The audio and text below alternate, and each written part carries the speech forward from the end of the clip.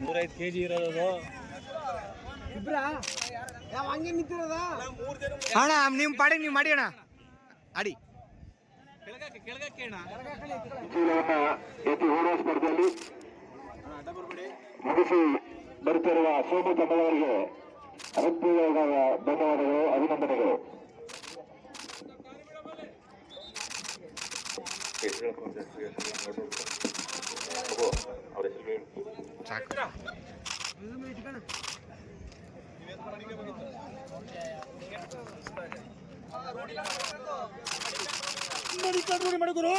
Medical ರೂಢಿ ಮಾಡು.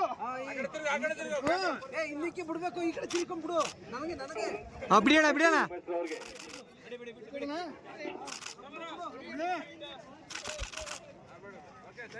Thank you ಅಣ್ಣ.